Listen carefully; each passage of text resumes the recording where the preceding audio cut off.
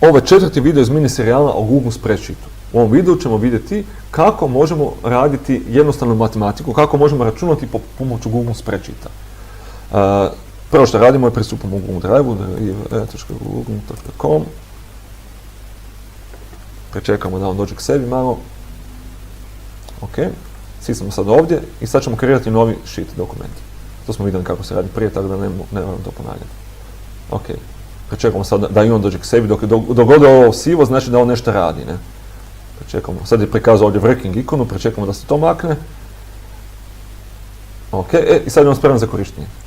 Sad ćemo ga preimenovati tako da se zove nešto što ima smisla. Tečaj minus video 3, odnosno 4, ovo je 4. video. Ok, dakle, u prethodnom videu smo vidjeli kako možemo mijenjati sadržaj pojedinih ćelija. Međutim, Spreadsheet nije tu namijenjen da mi to lijepo tabularno organiziramo, da nije namijenjen za čuvanje teksta ili nekakvih brojke, nego on tu, njegova primarna moć je to da on jako dobro računa, on jako dobro zbraja, dijeli, množi, oduzima. Ne? E sad, kako mi možemo napraviti nekakvu matematiku, kako možemo napraviti nekakav izračun? To možemo raditi tako da jednostavno umjesto teksta ovdje unesemo nekakvu matematičku formulu. Sad nemojte se bojati, nije to nekakav veliki bauk, nego je to fakat trivijalno jednostavno. Dakle, da bi Spreadsheet znao da mi stvarno unosimo neku formulu u tu neku ćeliju, mi kliknemo na ćeliju i prvo što unesemo je znak jednako. I sad on zna, aha, sad ćeš ti unijesti neku ovdje matematiku. I sad ćemo ovdje mi napraviti jednostavnu matematiku, ja ću napisati 2 plus 2.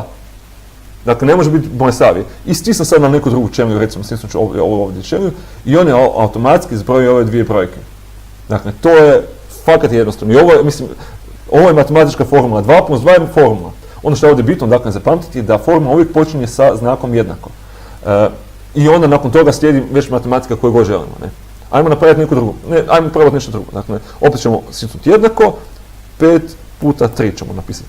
5 zvjezdica 3. On ovdje kaže da je to 15, ali ok, ja ću stisnuti tipku Enter i on je rekao, evo, rezultat je 15. Ono što je jako zgodno kod Google Spreadsheeta je to da mi ovdje možda piše sad 15, ono što moramo biti svjesni. Međutim, ovdje u stvari je unutra spremljena formula. On ovdje sad samo meni prikazuje rezultat izračuna te formule. Mi možemo tu formulu vidjeti ovdje. Dakle, on ovdje prikazuje koje je rezultat te formule, izračuna, a ovdje vidimo šta je to točno uneseno. To znači da je originalna formula je uvijek sačuvana. Dakle, mi možemo sad, ako ja sad želim promijeniti ovu ovdje formulu, ja mogu samo stisnuti, mogu to mijenjati ovdje. Dakle, ja stisnem ovdje gore, tu sam sad, znači, sadržaj ćelije mogu mijenjati tako da ga mijenjam ovdje, ali ga mogu mijenjati i ovdje u pomoću ove gornje ćelije. Dakle, stisnem ovdje i sad ću ovdje dodati recimo na formulu plus 1. Lupim Enter i rezultat je 16.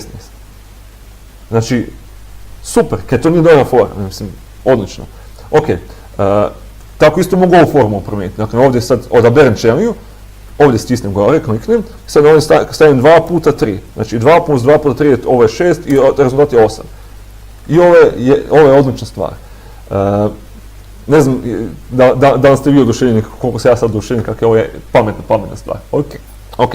Dakle, to je jednostavna matematika. Ključno je dakle, kliknemo ovdje na ćeliju i onda počnemo nositi sa jednako i unosimo nekakvu matematiku koju želimo unijeti. Ne? Znači 1 plus 2 plus 3 plus 4, upimo Enter, ili kliknemo na neku drugu ćeliju i ovo je rezultat tog izračuna.